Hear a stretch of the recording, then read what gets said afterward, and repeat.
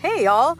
I tried my hand on the red wine makeup trend, specifically my eyeshadow. That's what I really concentrated on, but even spilling over onto my lips and lip and cheek. So I am featuring the new shade of the season for this year for Seint. This is Crimson, and it is going to be available all month in January. And yes, I am a Seint makeup artist, also an esthetician. Check out my channel. You'll see all of my videos on skincare and also the Seint makeup that I have found is incredible for mature skin. You'll find all of my information in the description, my link tree with all of the tabs to my email, color match form, but also my text number. My text service number that I use for Seint is actually the easiest and fastest way to get in contact with me. We can talk about your skin, and if you're interested in a color match so you can try this Seint makeup. That's what I have on right now. My main highlight, contour, a little bit of bronzer, and my lip and cheek. You're going to see that I'm going to put my lip on a little bit later. Okay, so for this red wine makeup trend, first I am starting with the base. This is Chai, and I am just laying that down to help transition shades blend a little bit easier.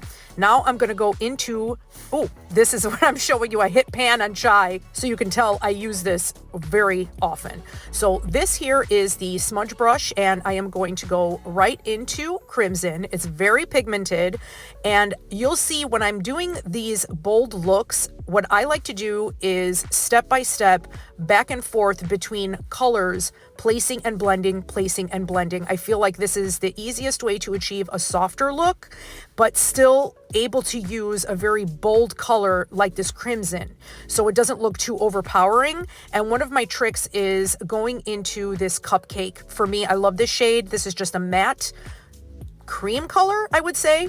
This is the blur brush from the Demi line, but it works so well as an eyeshadow brush. So you'll see me go back and forth between Crimson and this Cupcake because I want my inner corner to be bright, and then that Crimson is going to blend into it. So it just doesn't look too stark and won't close the eye area if I were to put the dark color all the way to the inner corner. Now I added Cafe to Crimson because if you could see, this shows up more red on me. Different skin tones, sometimes it could be a little bit more orange, but you could adjust it to your liking. So I wanted something a little bit more maroon, kind of more red winey, and I just added a little bit of Cafe. So I got my maroon. So again, I'm going to go back and forth, and I just want to go a little at a time because I don't want this reddish eyeshadow to go above the crease. I just want it mostly in the crease, and I'm just going to diffuse this a little bit.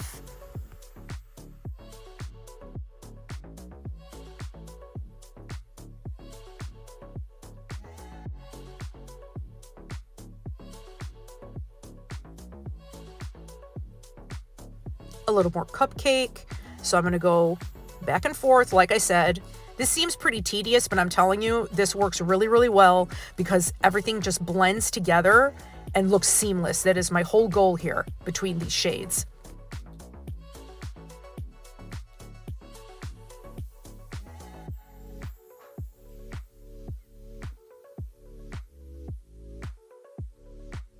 And of course, back into Crimson, just adding a little bit more because I don't want this to fade out. I want this bold color to stay. So every time I blend, I just go and tap right in the center, not all over the place, just in the center to keep that bold shade vibrant.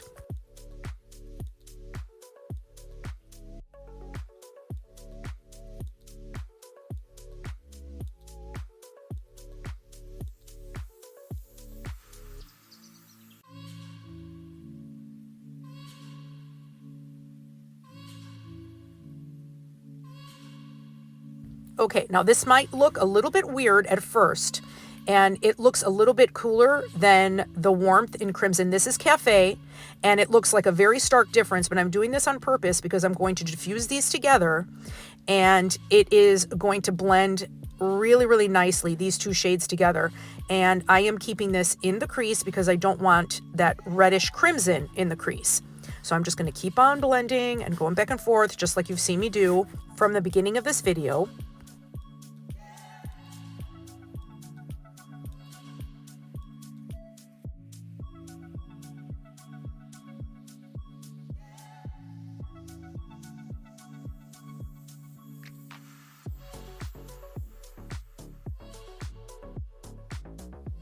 And again, back into crimson, so I don't lose the vibrancy of this color on the lid, because this is the showcase color, if you will.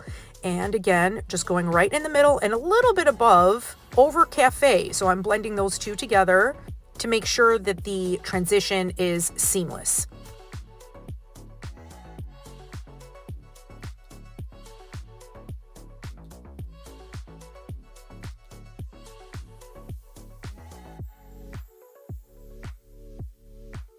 Here's my blur brush again, but this time I'm going to use the fluffy side.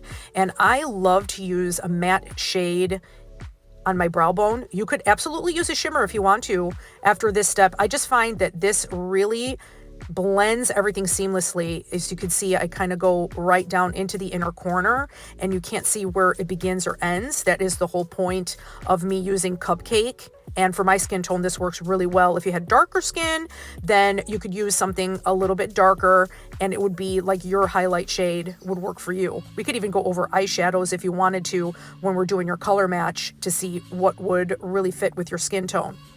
And I'm just putting a little bit on my lower lash line. This here is Cafe, just to kind of, again, keep it seamless, have some continuity going on there.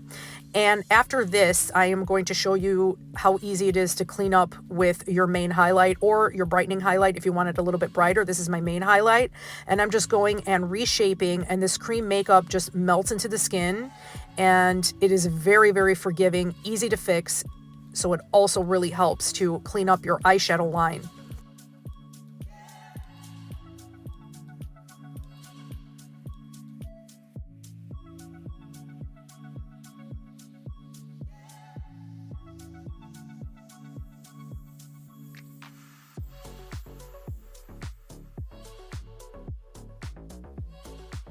Now I'm going to do very soft eyeliner, and this is my most favorite Merit Solo Shadow that I have been using. And this is in the shade Nelson, and it's kind of like a softer black, like an off black, almost gray. And I have been really loving this just to kind of add a little bit of definition to my lash line. And I usually just go on the outer corner just to kind of elongate my eyes, and it works so well. It has great staying power and it is subtle, which I love. All right, so now I'm showing you Gigi and Glamazing, which is our powder highlighter. And I am going to tap Gigi right on the mobile lid in the center, because the red wine makeup look for the eyeshadow also has like a glistening lid, but I didn't want it to be too much glisten. So I use a little bit of that Gigi, and now I'm putting balm on top. Instead of putting the balm first, I decided to do it right after Gigi, where I placed it where I wanted it to be. And this gave me a very subtle glistening lid. I love this. It looks so pretty. And now this here is Kaale, and it kind of has like a little bit of a grayish tone to it, which matches that Merit Solo Shadow. So I just threw a little bit of this on just to set, just in case if I needed a little bit more staying power, even though the Merit Solo Shadow does pretty well on its own. And I just tapped over with the brush that I use for crimson just to meld everything together. So this is with Gigi alone as my eyeshadow topper to get that glistening lid look. And this is just a little bit of illuminator. I'm putting on my favorite, Honey, just to kind of add a little bit more glow to my cheeks. And I am using the shape brush from the Demi line. This is actually the only brush that I use to do my full face today.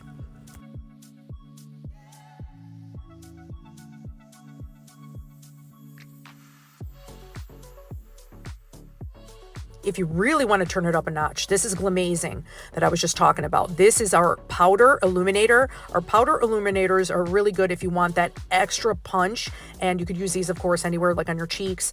But on the eyelid, I just put the teeniest little dot, and I have the balm on. I had Gigi underneath, and now with this balm, it kind of gives it that creamy texture, so I can really blend it out and get that glistening lid look.